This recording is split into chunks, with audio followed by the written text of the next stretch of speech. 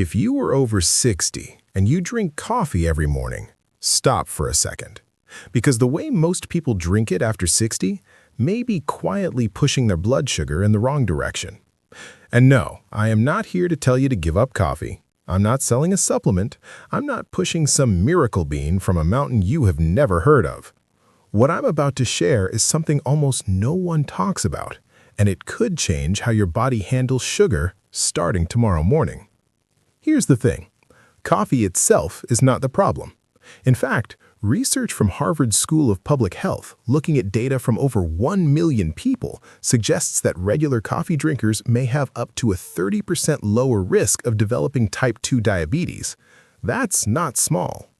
But that benefit comes with a catch, and it's a catch that hits seniors harder than anyone else. Because after 60, your body becomes less sensitive to insulin. So the small mistakes you could get away with in your 40s, they start showing up on your lab results now. Let me tell you about Margaret. She's 68, lives in Ohio, retired teacher. Her fasting glucose was 134. Her A1C just above 7. She wasn't eating junk. She walked most mornings, but she was making 3 small coffee mistakes every single day without knowing it. We'll come back to her because what changed for Margaret in just 7 weeks is going to surprise you. First, let's talk about what you should start adding to your coffee. Most people have heard about cinnamon. A small daily pinch may help the body use insulin more efficiently. But here's what almost nobody mentions. Pair that cinnamon with a tiny pinch of cardamom.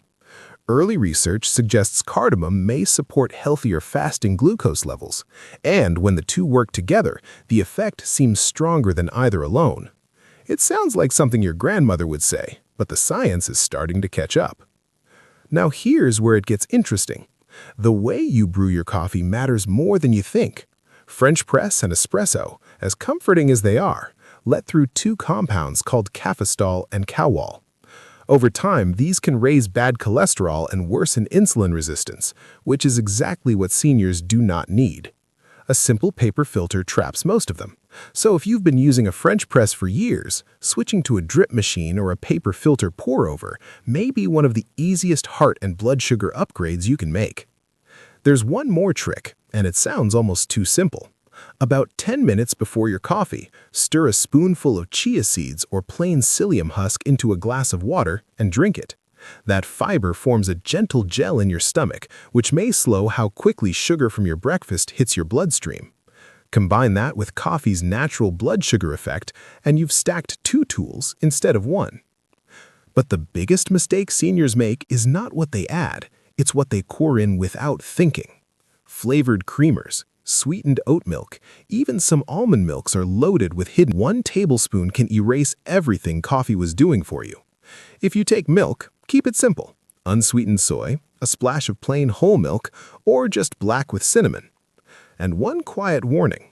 If you take thyroid medication, blood pressure pills, or iron supplements, coffee can interfere with how your body absorbs them. Give it 30 to 60 minutes between your pills and your cup. Always check with your doctor. Back to Margaret. She switched to paper-filtered coffee, added cinnamon and cardamom, dropped her flavored creamer, and started the fiber trick before breakfast. 7 weeks later, her fasting glucose was 108. Her A1C dropped nearly a full point. No new medication, just better habits around the cup she was already drinking. Your coffee is not the enemy. The habits around it are. Pick one change from this video and try it tomorrow morning. Your body will notice faster than you think.